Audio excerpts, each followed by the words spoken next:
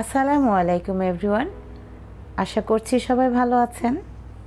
বরাবরের মতো আবারও চলে এলাম নতুন একটি রেসিপি নিয়ে। আমার আজকের রেসিপি রিঠা মাছের ঝোল। তো চলুন দেখে নেই কীভাবে তৈরি করলাম রান্নাটি। এখানে আমি নিয়েছি রিঠা মাছ। একটি স্ক্রাবার দিয়ে মাছগুলোকে আমি খুব ভালো করে ঘষে পরিষ্কার করে নিচ্ছি।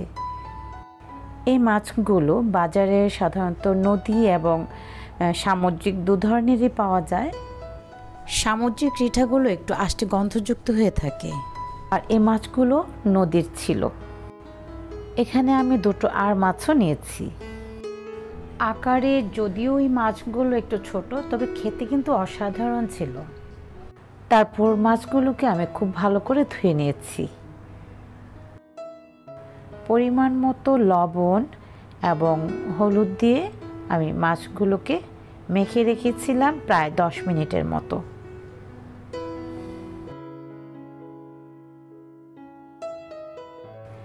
এবারে আমি একটি প্যানে দিয়ে দিচ্ছি পরিমাণ মতো তেল। তেলটা গরম হয়ে এলে আমি মাছগুলোকে একটু হালকা করে ভেজে নেব। নদীর তাজা মাছ খেতে আসলে এমনিতেই খুব মজা হয়, তাই এটাকে খুব কড়া করে ভাজার কোনো দরকার নেই। সাধারণত নদীর যে কোনো তাজা মাছগুলোকে আমি এভাবে হালকা করেই ভেজে নিই। একে একে সবগুলো মাছই আমি এভাবে ভেজে নিয়েছি। তরকারিটা রান্নার জন্য এই একই প্যানে আমি আরও কিছুটা তেল দিয়ে দিচ্ছি। তারপর দিয়ে দিচ্ছি প্রায় হাফ কাপ পরিমাণ পেঁয়াজ কুচি।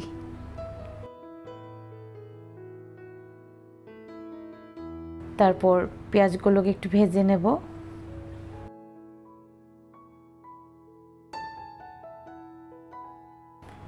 পেঁয়াজটা যখন হালকা বাদামি রং হয়ে আসবে, তখন আমি এখানে দিয়ে দিব প্রায় 1 চা চামচ আদা রসুন বাটা।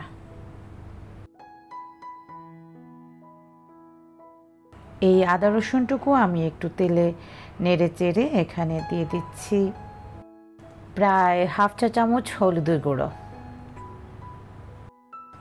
হাফ চা চামচ মরিচের গুঁড়া,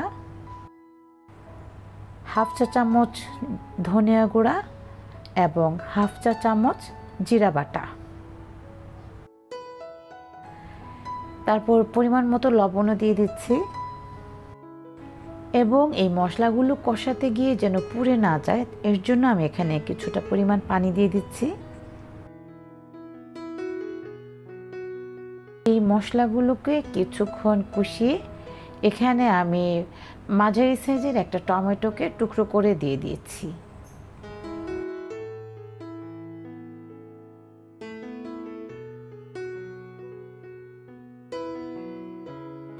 এই টমেটোগুলোকে এই মশলাগুলোর মধ্যে কিছুক্ষণ কষিয়ে আমি কিছুটা সময়ের জন্য ঢেকে দেব।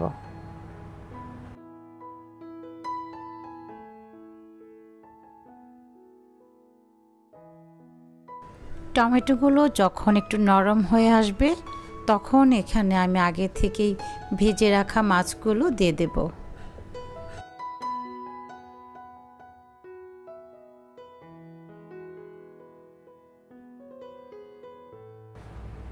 খুব সাবধানে মাছগুলো একটু নেড়ে নেব যেন ভেঙে না যায়। তারপর ঢাকনা দিয়ে ঢেকে চুলার আঁচটা একটু কমিয়ে দেব এবং মিনিট 2-3 রান্না করে নেব। তারপর ঝোলের জন্য আমি আমার পছন্দ মতো পানি অ্যাড করলাম। টমেটো দিয়ে এভাবে ঝোল করে রান্না করে খেতে তরকারিটা কিন্তু অসম্ভব মজা লাগে। এছাড়াও মাছটি একটু ভুনা ভুনা করে খেতেও কিন্তু ভালো লাগে। সেক্ষেত্রে পেঁয়াজের পরিমাণটা আরও একটু বাড়িয়ে দিয়ে পেঁয়াজটা আরও একটু লালচে করে ভেজে নিলেই হবে।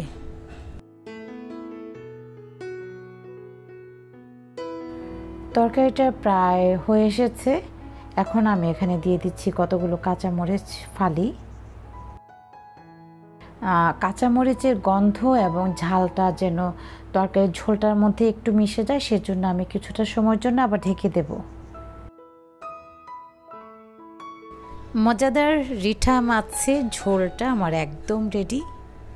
শেষ পর্যায়ে এসে আমি কিছুটা ফ্রেশ ধনেপাতা কুচি ছড়িয়ে দিয়ে নামিয়ে নেব।